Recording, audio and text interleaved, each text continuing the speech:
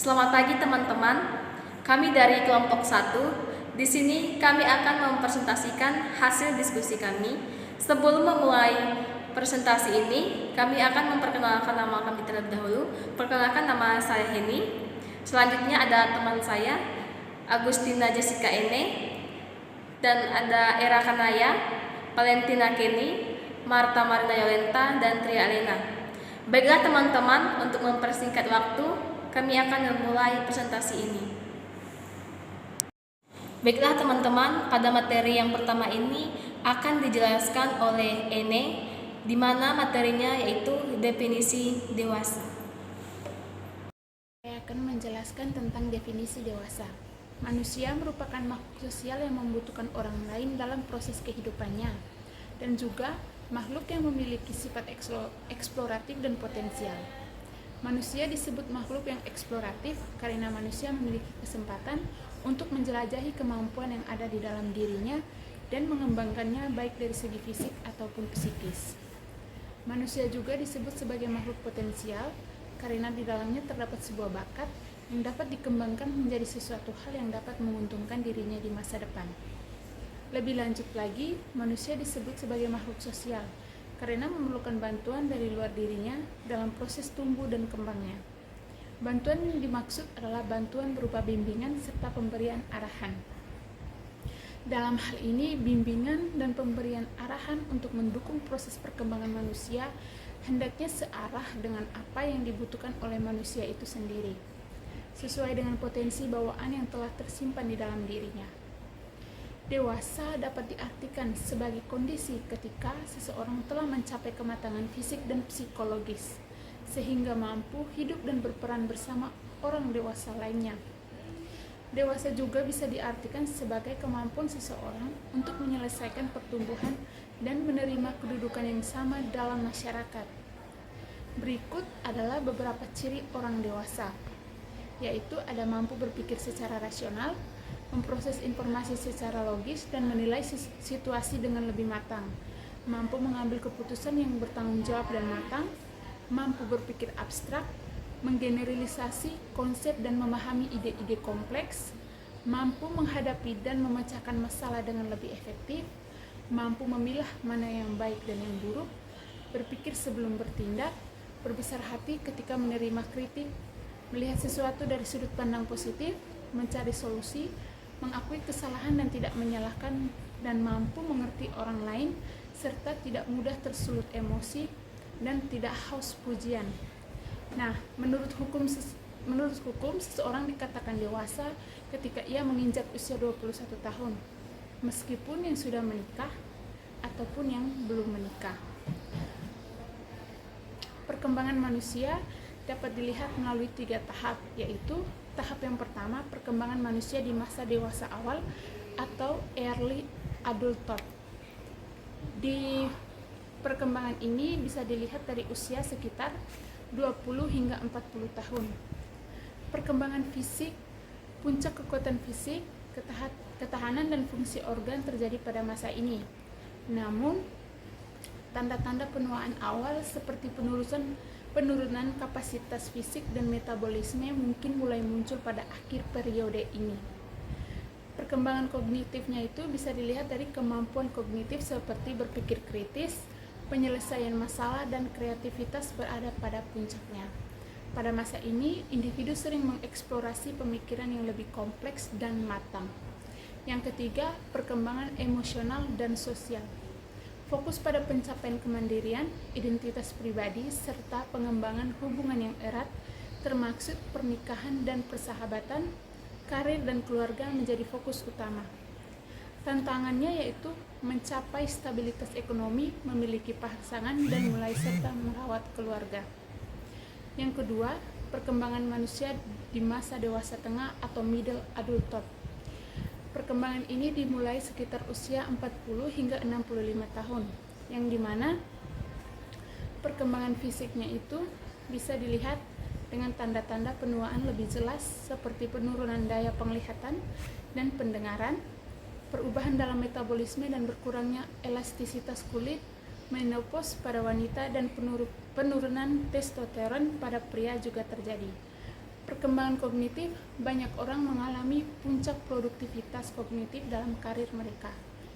Meskipun beberapa penurunan kemampuan kognitif mungkin mulai terjadi seperti kecepatan pemrosesan informasi, kemampuan untuk menggunakan pengalaman dan pengetahuan yang diperoleh seumur hidup, atau kecerdasan kristal biasanya tetap kuat.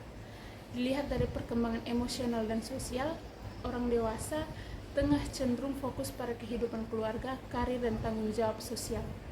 Istilah krisis parubaya sering digunakan untuk menggambarkan periode evaluasi ulang diri yang dapat mempengaruhi identitas dan tujuan hidup seseorang. Tantangan menghadapi perubahan fisik, merawat orang tua yang menua, dan mempersiapkan pensiun. Yang ketiga, perkembangan manusia di masa dewasa akhir atau late adulthood. Perkembangan ini dimulai dari usia 65 tahun ke atas. Perkembangan fisiknya bisa dilihat melalui penuaan menjadi lebih jelas dengan penurunan yang signifikan dalam mobilitas, kekuatan, dan fungsi organ. Resikonya bisa terkena penyakit kronis seperti diabetes, hipertensi, dan penyakit jantung yang meningkat. Perkembangan kognitif, meskipun ada penularan dan beberapa aspek fungsi kognitif seperti memori jangka pendek dan kecepatan pemrosesan. Banyak individu mempertahankan kecerdasan kristal dan kemampuan untuk membuat keputusan berdasarkan pengalaman. Perkembangan emosional dan sosial, masa ini sering melibatkan penyesuaian dengan pensiun, kehilangan pasangan atau teman, dan penurunan peran sosial. Namun, banyak orang lanjut usia menemukan makna melalui hubungan sosial, relasi keluarga, spiritualitas, dan aktivitas komunitas. Tantangan yang terjadi yaitu mengatasi kehilangan, menyesuaikan diri dengan perubahan peran sosial dan fisik, serta menjaga kesehatan dan kesejahteraan. Dari ketiga tahap perkembangan ini mencerminkan perubahan fisik, kognitif, dan emosional yang dialami manusia saat mereka menavigasi berbagai fase kehidupan dewasa. Sekian dari saya, terima kasih. Teman-teman, saya akan melanjutkan materi yang telah disampaikan oleh teman saya mengenai tentang dewasa awal. Pengertian dari dewasa awal adalah masa transisi yang dimana dari remaja ke dewasa muda yang ditandai dengan banyaknya perubahan fisik, kognitif, dan psikologis serta emosional. Pada masa ini juga disebut sebagai masa muda atau dewasa muda. Nah, berikut ini ada beberapa ciri-ciri pada masa dewasa awal, yang dimana periode kritis dalam perkembangan identitas, mulai mengeksplorasi tujuan pada masa depan, menuntun rasa tanggung jawab, dan mengalami banyak deretan masalah dalam menjalani kehidupan sehari-hari. Nah, beberapa tugas perkembangan yang dihadapi pada masa dewasa awal diantaranya yang pertama, mendapatkan pekerjaan seperti yang telah dijelaskan di awal, dan memilih pasangan hidup, belajar hidup bersama pasangan, membesarkan anak-anak dan mengelola rumah tangga, menerima tanggung jawab sebagai warga negara, bergabung dalam suatu kelompok di masyarakat. Nah, tapi yang terakhir itu bergabung dalam suatu kelompok sosial. Untuk membantu orang dewasa awal perlu dalam menyelesaikan tugasnya dan perkembangannya, perlunya adanya peran dari seorang guru BK atau konselor untuk membantu perkembangan dalam tahap awal dewasa ini. Aspek perkembangan psikologis pada tahap dewasa awal. Pada tahap dewasa awal, individu mengalami perkembangan psikologis yang signifikan, yang mencerminkan kematangan dalam berbagai aspek kehidupan. Anderson yang dikutip oleh Mapiare menyebutkan 7 karakteristik kematangan psikologis yang muncul pada tahap ini, yaitu sebagai berikut. Yang pertama, Orientasi utama pada tugas, bukan pada kepentingan diri atau ego. Orang dewasa awal cenderung lebih fokus pada penyelesaian tugas dan tanggung jawab daripada sekedar mengejar kepuasan pribadi. Mereka mulai memahami pentingnya kontribusi mereka dalam konteks yang lebih besar, seperti di tempat kerja atau dalam hubungan sosial. Contoh, seorang pekerja muda yang baru saja mendapatkan pekerjaan pertama mereka di perusahaan besar lebih memprioritaskan penyelesaian proyek tepat waktu dan bekerja sama dengan tim daripada hanya mengejar pengakuan atau penghargaan pribadi. Yang kedua, tujuan-tujuan yang jelas dan kebiasaan kerja yang efisien. Contoh, seorang mahasiswa pancasarjana yang merencanakan untuk menyelesaikan tesisnya dalam jangka waktu tertentu, mengatur jadwal harian yang disiplin, menetapkan target mingguan, dan mengelola waktu dengan baik untuk memastikan semua tugasnya terselesaikan dengan baik. 3. Mengendalikan perasaan pribadi. Individu pada tahap dewasa awal belajar untuk lebih baik dalam mengendalikan emosi mereka, terutama dalam situasi yang menekankan atau mengecewakan. Mereka mulai memahami pentingnya keseimbangan emosional dalam kehidupan sehari-hari. Contoh, ketika seorang pekerja muda mendapat kritik dari atasan tentang hasil pekerjaannya, ia memilih menerima kritik tersebut dengan tenang dan berusaha memperbaiki kekurangan daripada bereaksi dengan marah atau defensif. 4. Keobjektifan. Orang dewasa awal cenderung lebih objektif dalam menilai situasi dan membuat keputusan, di mana mereka tidak membiarkan emosi atau prasangka mengaburkan penilaian mereka. 5. Menerima kritik dan saran. Pada tahap ini, individu lebih terbuka terhadap kritik dan saran dari orang lain, melihatnya sebagai kesempatan untuk belajar dan berkembang. Contoh, seorang desainer grafis menerima umpan balik dari klien mengenai desain yang telah ia buat, dan daripada merasa tersinggung, ia lebih memilih menggunakan kritik tersebut untuk memperbaiki karyanya sehingga lebih sesuai dengan kebutuhan klien. 6. Tanggung jawab terhadap usaha-usaha pribadi. Dewasa awal ditandai dengan meningkatnya kesadaran akan pentingnya tanggung jawab pribadi dalam berbagai aspek kehidupan, termasuk karir, hubungan, dan pengembangan diri. Contoh, seorang karyawan yang ingin meningkatkan keterampilan profesionalnya memutuskan untuk mengambil kursus tambahan di luar jam kerja, menyadari bahwa perkembangan dirinya adalah tanggung jawabnya sendiri. 7. Penyesuaian realistis terhadap situasi-situasi baru. Nah, pada tahap ini, individu lebih fleksibel dalam menghadapi perubahan dan mampu menyesuaikan diri dengan situasi baru tanpa terlalu banyak mengalami stres. Contoh, seorang pekerja yang dipindahkan ke cabang perusahaan di kota lain menyesuaikan diri dengan cepat terhadap lingkungan baru, termasuk mencari tempat tinggal baru, mengembangkan jaringan sosial, dan memahami budaya kerja yang mungkin berbeda di lokasi baru.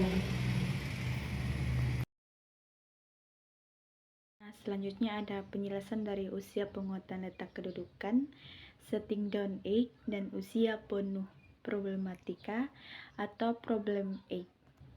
Dalam perkembangan manusia, terdapat fase-fase tertentu yang menandai perubahan signifikan dalam kehidupan individu. Dua fase penting yang sering dibahas adalah usia penguatan letak kedudukan atau setting down age dan usia penuh problematika atau problem age. Kedua fase ini memiliki ciri khas, faktor internal dan eksternal, serta contoh-contoh nyata yang dapat membantu kita memahami dinamika yang terjadi. Ciri-ciri dari usia penguatan kedudukan letak atau setting down age yakni 1. Stabilitas karir, di mana individu mulai menemukan stabilitas dalam karir mereka, baik dengan mendapatkan pekerjaan tetap maupun mencapai kemajuan signifikan dalam profesi. Yang kedua yaitu pembentukan keluarga. Banyak individu memilih untuk menikah dan memulai keluarga. Pada tahap ini, kemandirian finansial pada tahap ini, seseorang umumnya sudah memiliki penghasilan yang cukup untuk memenuhi kebutuhan hidupnya sendiri tanpa bergantung pada orang tua atau pihak lain. Selanjutnya, pengembangan identitas. Individu semakin mengenal dan memahami dirinya sendiri, termasuk nilai-nilai, tujuan, hidup, dan aspirasi jangka panjang. Sedangkan dari usia penguatan letak kedudukan, ada dua faktor yang menyebabkan tersebut, yaitu ada faktor internal dan eksternal. Di mana di dalam faktor internal menjelaskan bahwa ada dua yang menyebabkan, yaitu 1. Kematangan emosional, meningkatnya kemampuan untuk mengelola emosi dan situasi stres. Kedua, ada kemandirian, perasaan tanggung jawab dan kemampuan untuk membuat keputusan penting secara mandiri. Nah, untuk faktor eksternal terdapat dua penyebab juga, yaitu dukungan sosial. Dukungan dari keluarga, teman, dan komunitas yang membantu individu dalam mencapai stabilitas. Yang kedua ada kesempatan karir. Ketersediaan peluang kerja yang sesuai dengan keterampilan dan minat individu. Contoh dari faktor eksternal ini ialah seseorang lulusan perguruan tinggi yang mendapat pekerjaan tetap di perusahaan impiannya dan mulai merencanakan pernikahan dengan pasangannya. Nah, di atas adalah penjelasan dari usia penguatan letak kedudukan atau setting down age. Selanjutnya kita akan beralih ke penjelasan usia penuh problematika. Usia penuh problematika ini memiliki beberapa ciri, yakni yang pertama ada kebingungan identitas. Individu seringkali mengalami kebingungan tentang siapa mereka dan apa yang mereka inginkan dalam hidup. Yang kedua, krisis eksistensial. Pertanyaan tentang makna hidup dan tujuan jangka panjang sering muncul. Ketiga, perubahan relasional. Hubungan dengan teman, keluarga, atau pasangan mungkin mengalami tekanan atau perubahan signifikan. 4. Eksplorasi dan pencarian. Individu cenderung mencoba berbagai hal baru dalam upaya menemukan jati diri mereka. Sedangkan untuk faktornya, terdapat dua faktor yang mempengaruhi usia penuh problematika ini, yakni ada faktor internal juga, di mana faktor internal ini memberikan dua contoh penyebab, yaitu yang pertama, perubahan hormonal, khususnya pada remaja. Perubahan normal dapat mempengaruhi emosi dan perilaku. Kedua, pengembangan kognitif, pemikiran kritis, dan refleksi diri yang lebih mendalam, seringkali dan memicu pertanyaan eksistensial. Selanjutnya ada faktor eksternal. Faktor ini juga memberikan dua penyebabnya, yakni sebagai berikut. Yang pertama ada tekanan sosial. Harapan dari masyarakat, keluarga, dan teman-teman yang dapat menciptakan tekanan tambahan. Yang kedua ada perubahan lingkungan. Perubahan dalam lingkungan pendidikan, pekerjaan, atau tempat tinggal yang memerlukan adaptasi.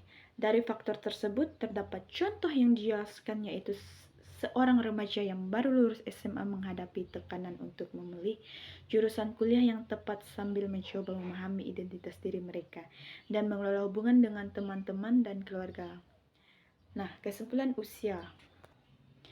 kesimpulan dari dua materi di atas, yaitu usia penguatan letak kedudukan dan usia penuh problematika adalah dua fase penting dalam perkembangan individu yang membawa tentang dan peluang masing-masing.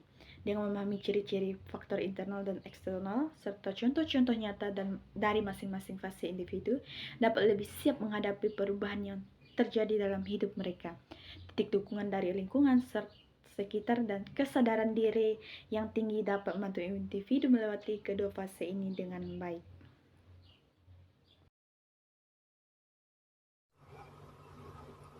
Usia tegang dalam hal emosi.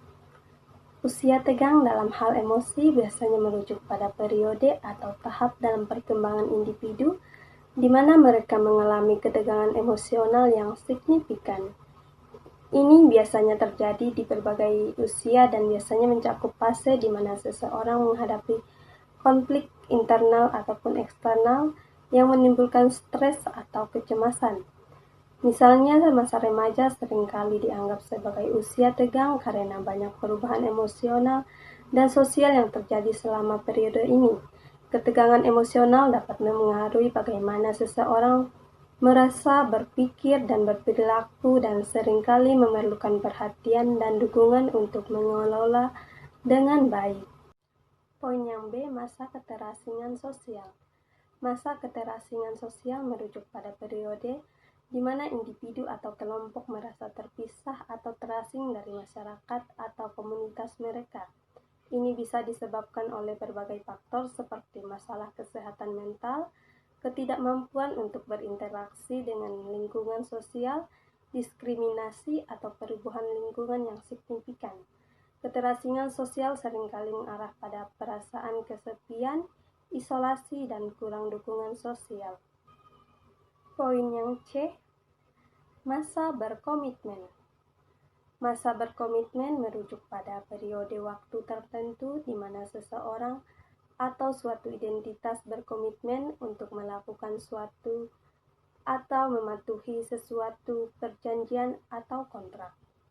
Dalam konteks keuangan atau investasi, misalnya masa komitmen bisa berarti periode di mana investor berjanji untuk tidak menarik dana dari investasi mereka. Dalam hubungan konteks ini, masa komitmen bisa merujuk pada periode di mana pasangan berkomitmen untuk menjalani hubungan serius. Secara umum, istilah ini menunjukkan waktu yang ditetapkan untuk mematuhi suatu tanggung jawab ataupun perjanjian. Yang D, masa ketergantungan. Masa ketergantungan merujuk pada periode di mana seseorang atau kelompok bergantung pada pihak lain, dukungan, atau sumber daya. Dalam konteks ini, ekonomi atau sosial ini bisa berarti di mana individu atau masyarakat bergantung pada bantuan atau subsidi pemerintah, dari keluarga atau organisasi lain. Dalam psikologi perkembangan anak, masa ketergantungan merujuk pada fase di mana anak bergantung pada kedua orang tua, pengasuh, atau kebutuhan fisik, emosional, dan sosial mereka. Poin E, masa perubahan nilai. Masa perubahan nilai merujuk pada periode di mana nilai atau norma-norma suatu masyarakat, organisasi, atau individu mengalami perubahan signifikan. Ini bisa melibatkan pergeseran dalam pandangan etika, budaya, sosial, ataupun ekonomi. Misalnya, masa perubahan nilai dapat terjadi selama revolusi sosial, reformasi politik, atau perubahan besar dalam teknologi yang memengaruhi cara orang berpikir dan berperilaku. Poin F, masa berkreatif. Masa berkreatif merujuk pada periode atau waktu di mana seseorang atau kelompok aktif menghasilkan ide-ide baru, inovasi, atau karya kreatif. Ini bisa mencakup berbagai aktivitas seperti menulis, menggambar, menciptakan musik, merancang solusi untuk masalah. Masa berkreatif seringkali melibatkan proses pemikiran yang lebih mendalam, eksplorasi imajinasi dalam berbagai faktor seperti suasana hati, lingkungan, dan pengalaman pribadi.